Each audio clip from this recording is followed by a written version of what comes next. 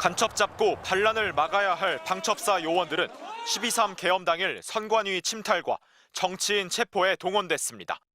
출동한 전 수사관들이 나중에 임무가 부여됐을 때는 그 3명에 집중하라라는 3명에 집중해서 개편안은 방첩사의 힘을 나누고 통제를 강화하는 데 초점을 맞췄습니다.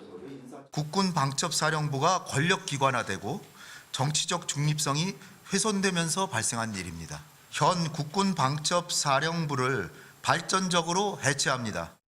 먼저 안보 수사 기능은 권한 집중을 막기 위해 국방부 조사본부로 넘기기로 했습니다.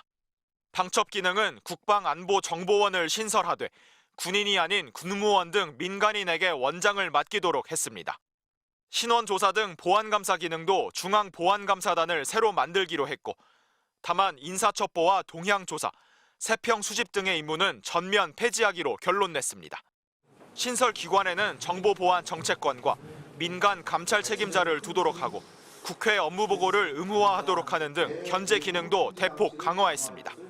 자문위는 방첩사에 지나치게 권한과 임무가 부여돼 문제의 씨앗이 탄생했다는 데 의견이 모아졌다며 대통령 판단으로 원상복귀될 가능성도 있어 법률 제정도 함께 권고했다고 설명했습니다.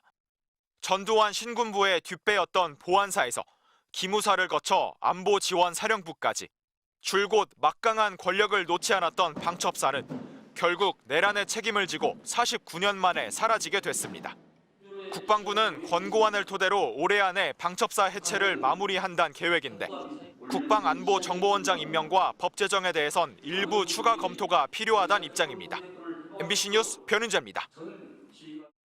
내란 특검 수사 종료를 일주일가량 앞두고 국방부가 내란특별수사본부 구성에 본격 착수한 것으로 확인됐습니다.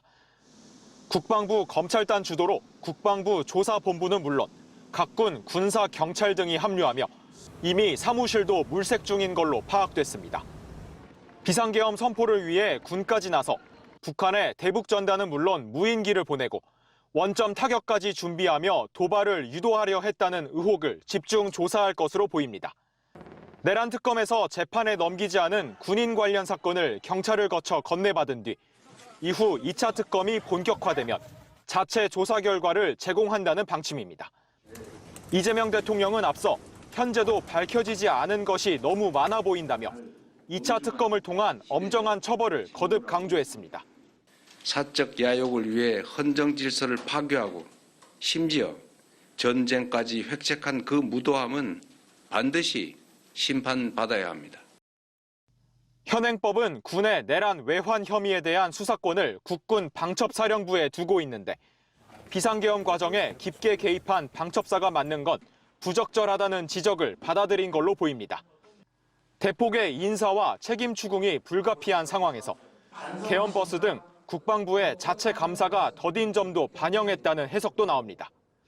국방부 관계자는 국방부 감사관실만으로 내란죄라는 중대 범죄를 조사하는 데 한계가 있다는 지적을 감안했다며 특수본의 조사를 바탕으로 2차 특검에 적극 협조할 것이라고 전했습니다. 국방부는 다만 실무적인 구상 단계라며 최종 출범은 특검, 국가수사본부와 협의할 예정이라고 설명했습니다. MBC 뉴스 변은재입니다. 내란 특검이 윤석열 전 대통령과 김용현 전 국방부 장관, 여인영 전 국군방첩사령관 등 4명을 추가로 재판에 넘겼습니다.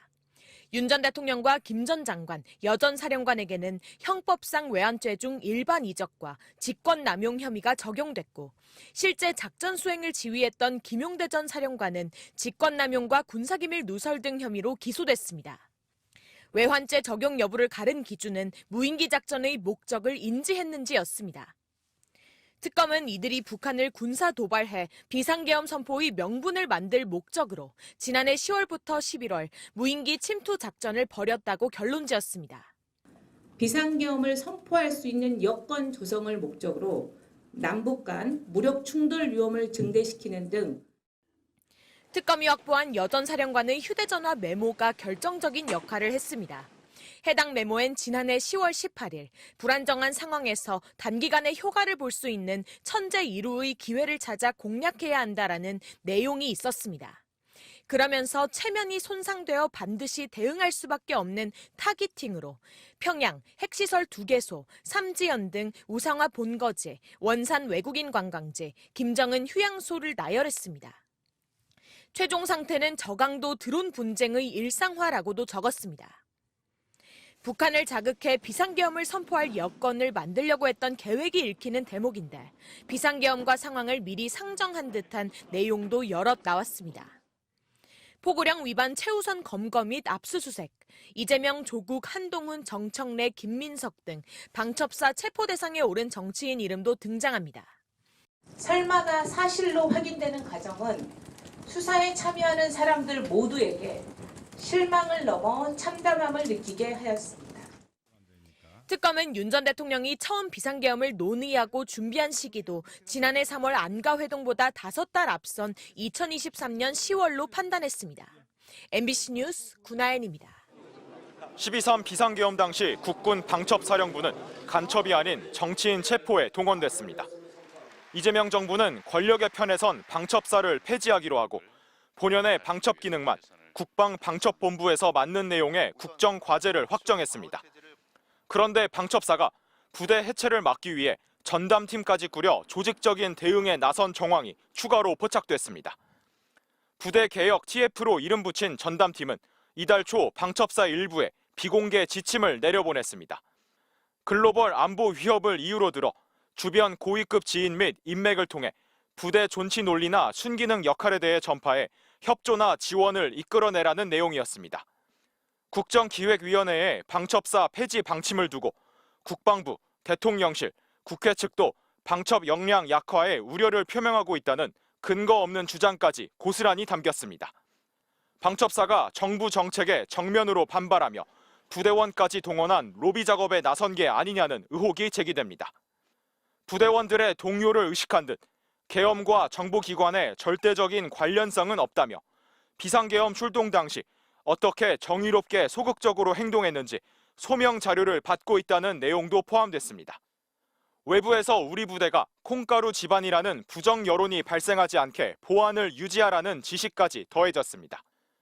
국방부는 방첩사 개편을 위한 별도의 실무 조직을 운영하고 있는데 부대 폐지와 부대 존치라는 정반대의 임무를 두고 방첩사 내부에서 충돌까지 빚어지고 있는 걸로 파악됐습니다. 하지만 방첩사 TF에 누가 참여하고 있는지, 어떤 활동을 하고 있는지는 여전히 알려지지 않고 있습니다. 통제가 가능한 조직으로 만들어야 됩니다. 권력 안보의 수단이 아니라 국가 안보의 수단이 되기 위해서는 국방부는 방첩사 개편은 국방 분야 핵심 국정과제라며 민관군 전문가들이 참여하는 합동위원회를 구성해 개편 방안을 조속히 마련할 예정이라고 설명했습니다. MBC 뉴스 변은재입니다.